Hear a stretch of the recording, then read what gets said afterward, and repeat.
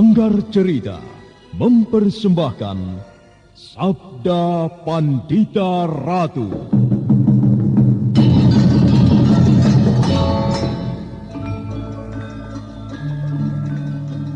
Menurut petunjuk Paman Kameswara, aku harus pergi ke suatu tempat. Dan mestinya, sekarang aku sudah berada dalam perjalanan itu. Sudah jauh pula dari tempat ini. Akan tetapi, apa yang Kiai lakukan? Mengusikku, sehingga aku terus membayangi Kiai.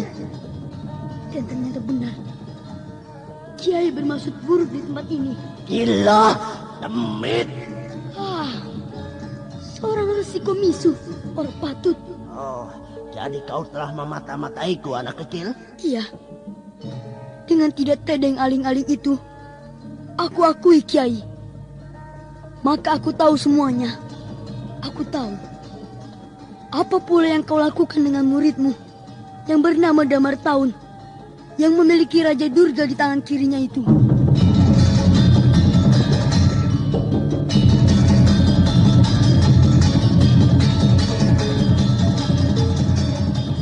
Sabda Pandita Ratu, sebuah kisah penuh dilema, tragedi cinta anak manusia, perebutan tahta, mabuk harta dan duniawi, serta silaunya kehormatan, di mana keangkara murkaan merajalela karena dendam yang membara.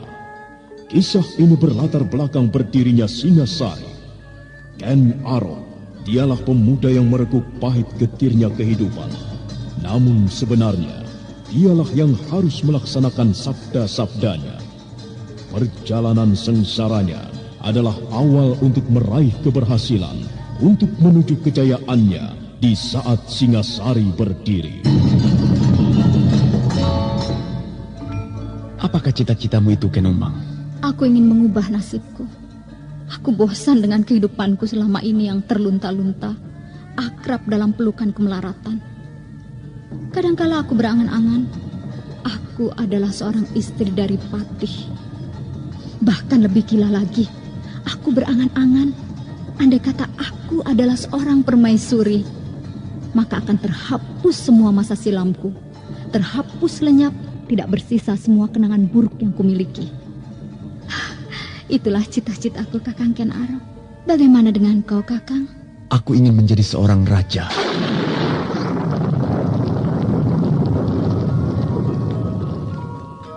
Sabda Pandita Ratu.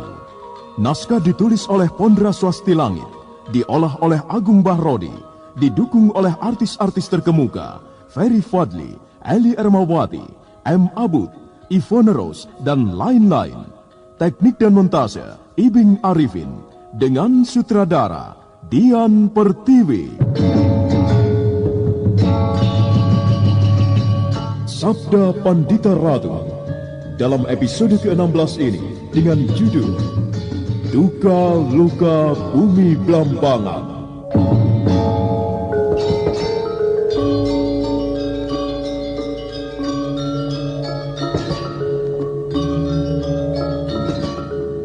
Dalam seri ke-457 ini dengan para pemain Ferry Fadli sebagai Kameswara, Margaret sebagai Ken Siwinaraswari, Suryadin sebagai Ki Gede Panji Brojomurti, Arya sebagai Resi Bawani, Billy sebagai Damar Taun, Iwan Dahlan sebagai Maesa Beranjangan, Wenda Lubis sebagai Wiradharma, Eli Panca sebagai Ken Ratus, Tatok sebagai Panji Parasu, dan Asli Suhastra pengantar cerita.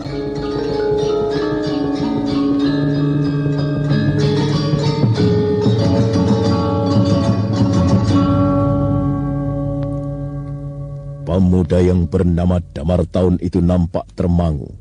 Lama dia dalam keadaannya yang seperti itu, bagaikan patung batu. Damar Taun kemudian menghela napas panjang. Dia memandang mata gurunya yang cacat, dan seperti bisa melihat Resi Bawani memandang muridnya pula. Damar Taun kemudian membuka telapak tangan kanannya seperti ada sesuatu yang diperhatikannya. Aku sudah tidak betah lagi, Guru. Mengapa tidak sekarang saja kita temui pemuda itu? Ia harus menjelaskan, dan jika ia tidak mampu memberikan kepuasan di dalam hatiku, aku tidak keberatan untuk mengantarkannya ke alam kematian. Sabarlah, Damar Tahun. Bulan sabit hari pertama itu tidak lama lagi. Besok kita sudah bisa meninggalkan tempat ini, menuju ke desa yang bernama Tegal Delima itu. Paman Gede Panji, Bagaimana Damar Tawun? aku seperti tidak mampu berpikir apapun lagi. Ada kalanya aku merasa aku seperti bukan aku lagi. Aku merasa pada diriku, di jantungku atau di kepalaku telah menjadi susuh demit yang mestinya menghuni pohon-pohon gurdo. Dalam keadaan aku tidak wajar seperti ini, Paman selalu mengingatkan aku. Akan selalu aku lakukan, Damar Tawun. Pembicaraan itu masih berlanjut beberapa saat. Gede Panji dan Wiradharma kemudian minta diri kepada Resi Bawani.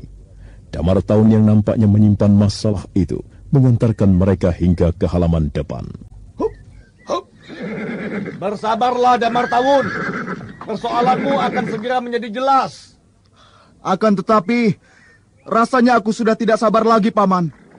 Aku ingin segera bertemu dengan pemuda yang digambarkan Guru Resi Bawani itu. Bersabarlah. Bulan sabit pertama tinggal beberapa hari lagi. Aku akan mencobanya, Paman. Semoga aku bisa. Wiradharma, ayo.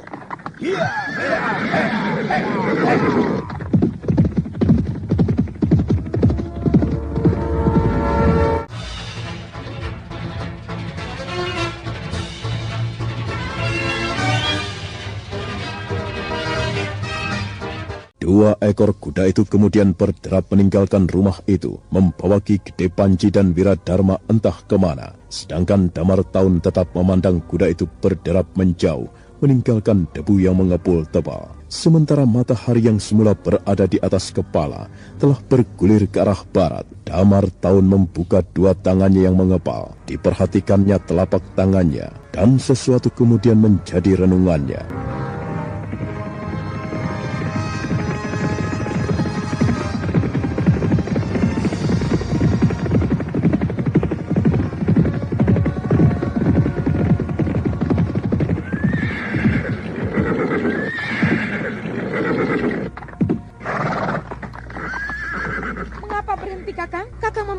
Sesuatu? Saluran air itu. Kenapa dengan saluran air? Apakah kau tidak sempat memperhatikannya, Kensiwi? Lihat, saluran air itu kering sama sekali. Padahal tempat ini tidak pernah kekurangan air. Bendungan yang dipergunakan untuk mengangkat air itu telah rusak. Dan tak seorang pun yang ingat untuk memperbaikinya. Sedemikian jauhkah kemunduran yang dialami tanah ini? Dan siapakah yang akan kau salahkan dengan kemunduran yang kau maksud itu, Kakang? Persoalan bendungan itu adalah persoalan yang kecil. Semua orang mestinya bisa tergerak hatinya untuk memperbaiki.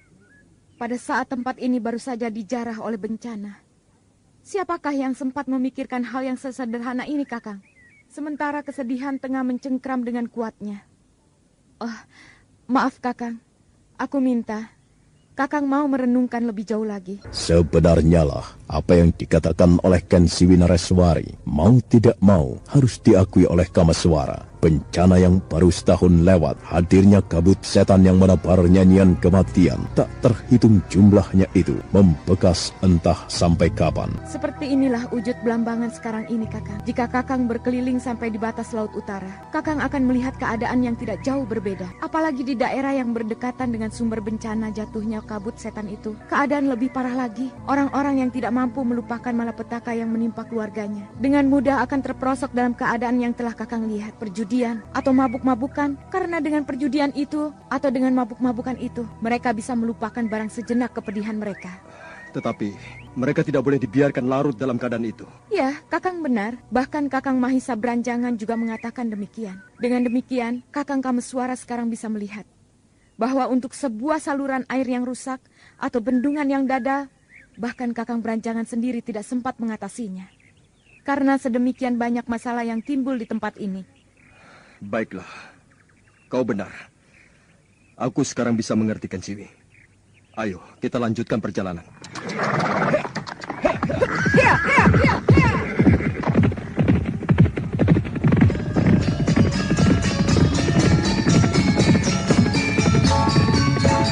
Kamaswara dan Kensiwi telah berada di Palwasambu. Keduanya segera meloncat turun. Seorang siswa perguruan itu tergopoh-gopoh menerima kuda mereka dan mengikatnya di pohon pinang. Kensiwi berlari mendahului ke dalam peringgitan untuk melaporkan kedatangan Kamaswara kepada kakak tertuanya.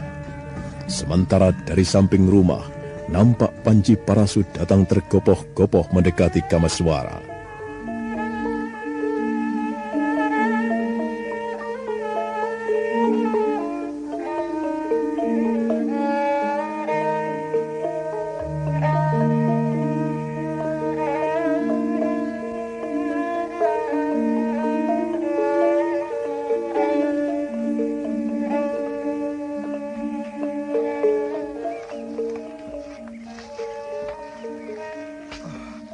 Akhirnya kau datang juga, Kakang Kameswara. Bagaimana keadaanmu, Panji Parasu? Baik, Kakang. Keadaanku baik. Kakang sendiri bagaimana? Pangestumu. Seperti inilah keadaanku sekarang, Parasu. Beberapa hari ini kami gelisah, Kakang. Karena sebagaimana yang Kakang janjikan, Kakang akan segera datang untuk melihat bunga yang tumbuh di tempat bongkahan logam yang jatuh itu. Dalam perjalanan dari Suambara Budura, kami mencari di mana letak kambang ayun itu. Tetapi kami tidak berhasil menemukannya. Oh ya, bagaimana dengan istrimu? Maaf, Kakang, yang aku maksud... Tidak apa. Saat sekarang ia bersembunyi di kambang ayun. Aku telah menemukan sebuah cara yang dapat aku pergunakan untuk melindunginya dari perempuan yang bernama Uma Durga itu untuk beberapa saat lamanya. Itulah sebabnya aku tidak bisa meninggalkannya terlampau lama. Wah, akhirnya kau datang juga, Kamaswara. Dengan tergopoh-gopoh, Maisa Beranjangan dan istrinya menyongsong kedatangan Kamaswara. Ken Ratus yang pada dasarnya merindukan Kamaswara yang bagaikan telah menjadi adiknya sendiri, menuntun pemuda itu untuk duduk di hamparan gelaran di ruangan dalam. Rasanya 5 tahun atau 10 tahun aku tidak melihatmu, Kameswara. Aku juga merasakannya demikian, Kang Bo. Jarak waktu ketika bencana kabut itu hingga saat sekarang sebenarnya baru beberapa bulan yang lalu.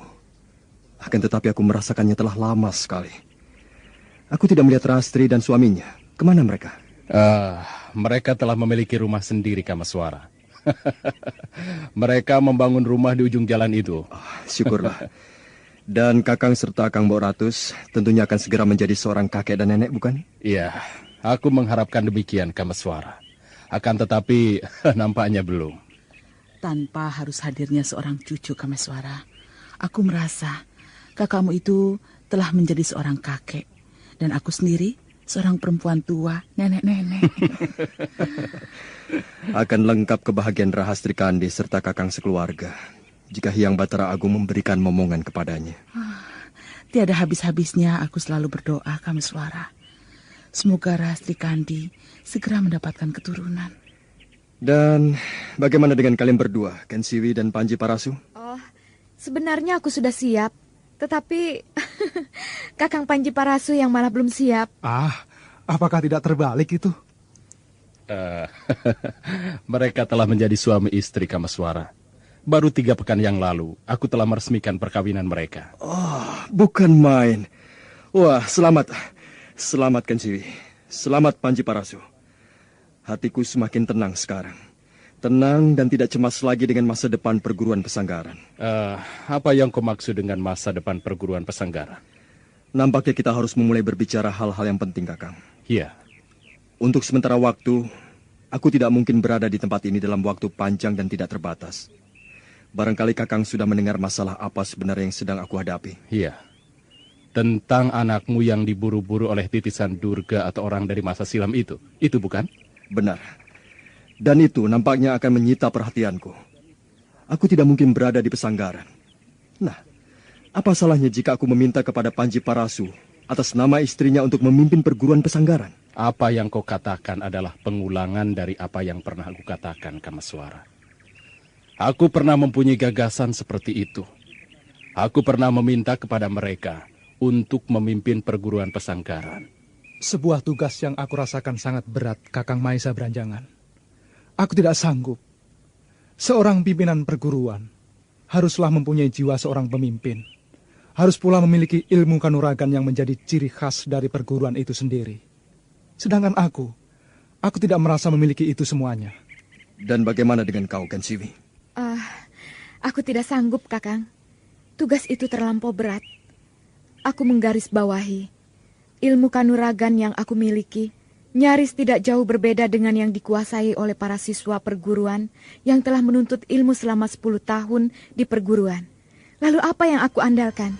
Kitab ini adalah kitab perguruan kita. Perguruan Palawariung Laut.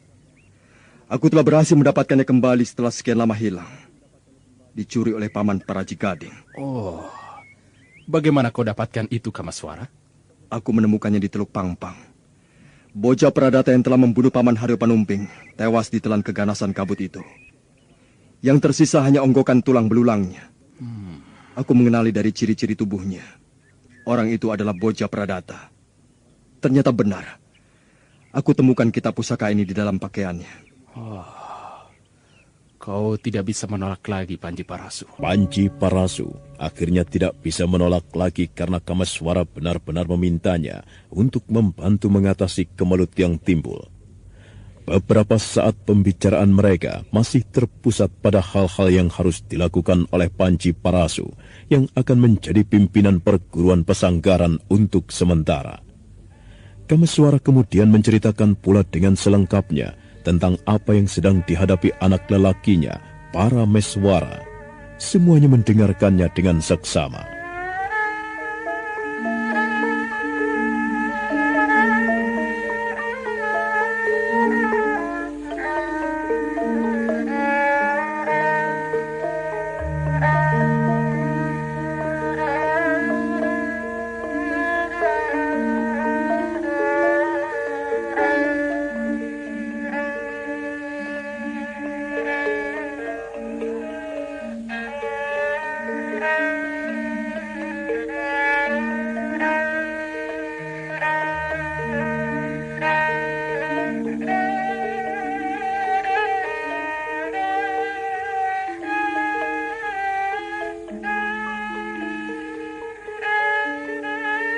Itulah Kakang Maesa Berancangan. Hal-hal yang sedang aku hadapi. Aku harus mencari orang-orang yang memiliki tanda-tanda yang disebutkan oleh Rakai Walengpu Kumbayoni. 5 orang yang karena takdir pula harus menjadi pelindung anakku, Parameswara. Dan apakah kau sudah mendapatkan titik terang Kamaswara? Di manakah mereka? Sama sekali belum, Kakang.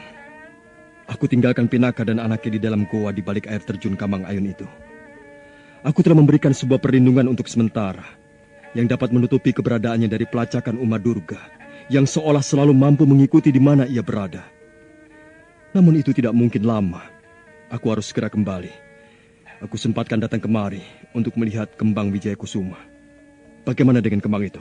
Kamaswara, tidak banyak orang yang mengetahui kecuali keluarga kita tentang bunga aneh yang tumbuh itu. Tentang keadaan kembang aneh itu, apa sebenarnya yang terjadi? Aku tidak mengetahui, Kamaswara. Kita bisa ke sana bersama-sama untuk melihatnya. Dan bagaimana dengan keadaan yang berkembang di wilayah ini? Di sepanjang perjalanan, aku melihat perilaku yang janggal. Pada puncaknya, semuanya bersumber dari perguruan pesanggaran sendiri. Kakang bisa menceritakan sesuatu? Bagaimana, Kakang? Barangkali kau akan menuduhku, Kamaswara. Menuduh apa? Ya, melihat keadaan yang berkembang itu. Aku tidak melakukan apa-apa.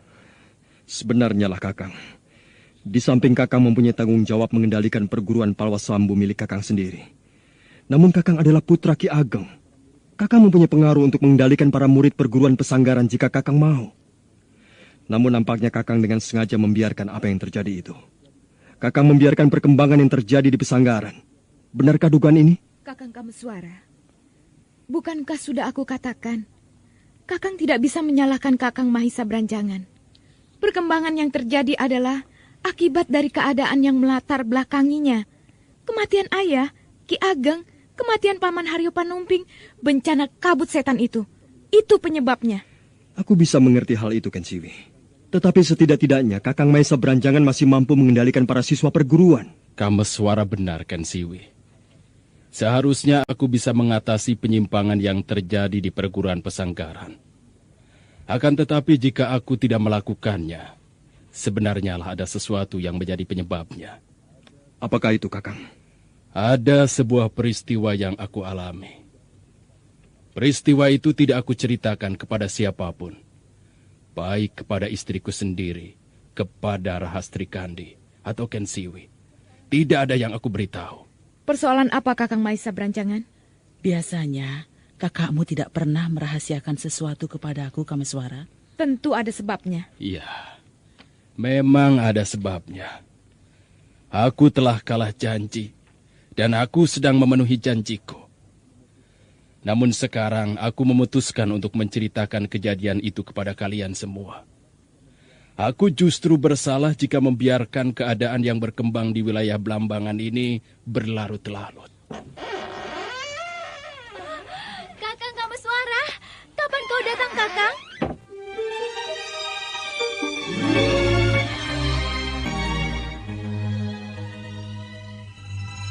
Pertemuan itu kemudian menjadi meriah. Rahastri Kandi yang dikabari kedatangan Kameswara tergopoh-gopoh datang bersama suaminya, Panji Garit, atau yang lebih terkenal dengan sebutan Paksi Jala Kuning. Mereka kemudian saling mengabarkan keselamatan masing-masing. Oh, bagaimana keadaanmu, Rahastri Kandi? Aku selalu sehat, Kakang. Aku merasa tidak kekurangan suatu apapun. Syukurlah. Dan bagaimana dengan rumahmu? Aku penasaran sekali untuk mengetahui rumah kalian berdua. Sebuah rumah yang sederhana sekali, Kakang. Akan tetapi menyenangkan. Menyenangkan bagaimana, Rahastri Kandi? Karena untuk urusan masak-memasak, ibu sudah tidak turut campur lagi. Dan kau sudah hamil? Belum, Kakang. Doakan saja aku segera mendapatkan momongan. Dan bagaimana dengan dirimu, Panji Garit? Berkat pangestumu, Paman Kameswara, aku juga tidak kekurangan suatu apapun. Kau tidak rindu dengan rumahmu, kampung halamanmu? Di sana aku tidak mempunyai siapa-siapa lagi, Paman Kameswara. Ayah sudah tidak ada. Aku tidak berminat menengok tempat itu. Aku bisa mengerti perasaanmu, Garit. Jika demikian, jadikanlah tempat ini sebagai kampung halamanmu sendiri. Kampung halaman anak keturunanmu. Aku sudah merasa Palwa Sambu bagai kampung halamanku sendiri, Paman. Bagus. Nah, Kakang Maisa Berancangan, kami semua sudah siap mendengarkan Kakang Maisa Berancangan untuk menceritakan hal itu. Baiklah. Aku akan bercerita. Mahesa Berancangan memperbaiki duduknya, sementara semua yang mengitarinya menyimak apa yang dibicarakan dengan sebaik-baiknya. Baik Rahastri Kandi maupun Panji Garit yang baru saja datang, yang tidak mengetahui latar belakang pembicaraan yang terjadi, ikut mendengarkan pembicaraan itu dengan seksama. Mahesa Berancangan menerawang, seolah mencoba mengingat sebuah awal dari suatu peristiwa. Pada waktu itu malam hari, aku merasakan keadaan yang tidak sewajarnya. Udara terasa gerah, membuat aku tidak betah berada di dalam rumah. Aku kemudian keluar untuk mencari udara sejuk. Suasana hening dan sepi, bahkan terasa kelewat tenang. Pada saat itulah, aku merasa adanya sesuatu kejanggalan. Ketajaman simpul-simpul sarafku seolah membaui adanya sesuatu yang tidak wajar. Dan ketika aku memperhatikan lebih seksama, ternyata benar, sirap. Sirap? Ya, sirap. Ada orang yang menyebar sirap yang membuat suasana sangat hening itu. Ketika aku menyadari keadaan, aku bergegas masuk ke dalam rumah kembali untuk mengambil tombak pusakaku. Akan tetapi, tiba-tiba terdengar sebuah suara yang mengusik langsung ke gendang telingaku. Orang yang tadi kenal telah melontarkan suara melalui sejenis aji pamelingan. Kemudian ada suara yang menyapaku. Dari arah kegelapan malam, muncul beberapa orang yang berjalan mendekatiku. Siapakah kalian? Kau tidak perlu bertanya kepada kami. Siapakah kami? Tetapi kau wajib memberikan keterangan kepadaku. Aneh, sikap kalian benar-benar aneh. Kalian datang ke perguruanku dengan cara yang tidak lumrah. Aku berhak mengetahui siapakah kalian dan untuk keperluan apakah kalian datang kemari. Jika aku sebut sebuah nama untuk kami masing-masing sebuah, apakah itu dapat memberikan kepuasan kepadamu? Padahal kami dapat memungut nama itu seperti kami memakai baju ini. Apa arti sebuah nama Kisanak Maisa Berancangan? Seandainya kau menggunakan nama yang lain, kau adalah tetap kau. Baik, baiklah kalau begitu. Dari mana kalian berasal? Kalian tentu memiliki asal. Dari mana kami berasal? Itu pun tidak ada bedanya, Kisanak Maisa Berancangan. Kami bisa menyebut berbagai nama tempat. Kau hanya bisa bertanya, apakah keperluan kami menemuimu, Kisanak Maisa Berancangan? Rupanya kalian bukan sejenis orang baik-baik. Aku menganggap kalian tidak membawa maksud baik. Kau pertimbangkan sekali lagi Kisanak Maesa Pranjangan. Jangan sekali-kali kau mencoba melawan kami. Kau tidak akan menang. Kau hitung betapa kuat kekuatan sirap yang telah aku sebar. Sehingga semua penghuni perguruan ini semuanya memeluk mimpi. Hanya kau saja yang terjaga. Dan itu pun memang kami sengaja. Dapat aku rasakan kekuatan sirap ini sedemikian besar sekali. Para siswa pada tertidur lelap di pendopo. Nampaknya aku tidak boleh meremehkan mereka. Apa sebenarnya kemauan kalian? Kami mencari seorang pemuda. Aku bertanya kepadamu, apakah kau mengenalnya? Siapa pemuda yang kau cari, Kisanak? Kami tidak tahu siapa nama pemuda itu. Aneh. Kisanak mencari seorang pemuda di sini. Akan tetapi Kisanak berempat ini tidak tahu siapa nama pemuda itu. Bagaimana aku dapat menjawabnya? Baiklah, Kisanak. Kau tentu bisa mengenalinya. Aku akan menghadirkan wujudnya. Nah, lihatlah.